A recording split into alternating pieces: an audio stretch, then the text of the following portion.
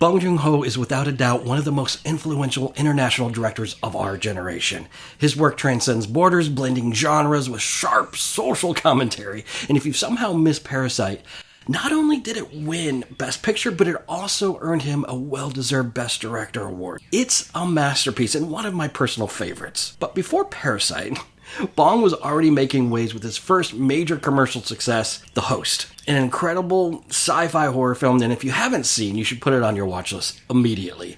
And then came Mother, a gripping psychological thriller, and then Snowpiercer, an underrated dystopian epic that even spawned a TV series. He also gave us Okja, a Netflix gem that tackles corporate greed and animal rights, and now we have Mickey 17, an adaptation of the novel Mickey 7.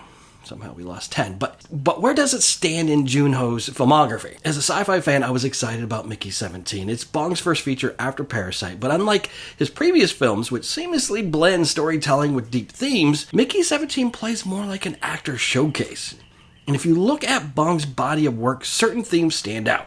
Social class struggles in Snowpiercer and Parasite, environmentalism in Okja and The Host, and Mickey 17 definitely aligns with his signature topics of humanitarianism and environmentalism. By a more surface level, unlike Parasite, where the layers keep unraveling, Mickey 17 stays in its lane, never quite reaching the same thought-provoking depths. The film does focus on character more than anything else, and that's where Robert Pattinson shines.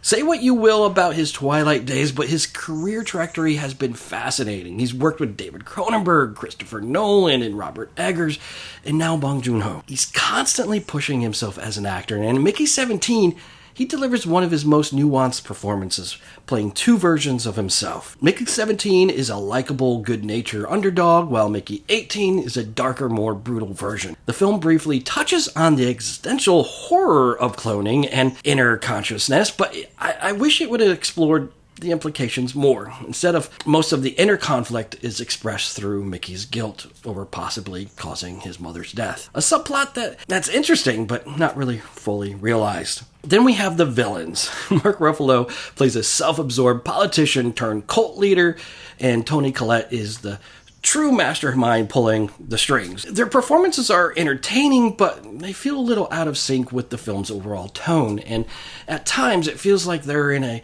satirical Terry Gilliam-style Brazil dystopia, while Bong is aiming for something more grounded. That clash makes their characters come off as cartoonish buffoons rather than compelling threats, which I get. I think that's the point. But the premise is wild. I mean, Mickey keeps getting reprinted after he dies, but when Mickey 17 turns up alive, things spiral out of control.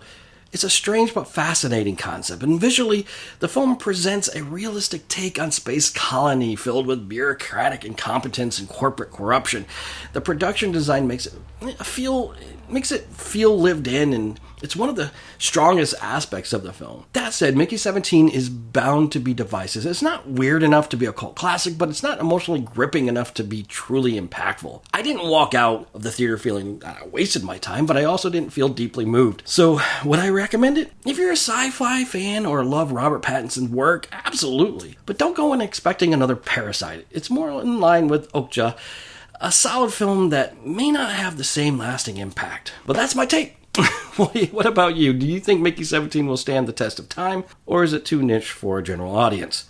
Let me know your thoughts, and thank you, as always, for going on this film journey with me, and always be real. You're applying to be an expendable? You read through the paperwork? Yeah. I should have read through it.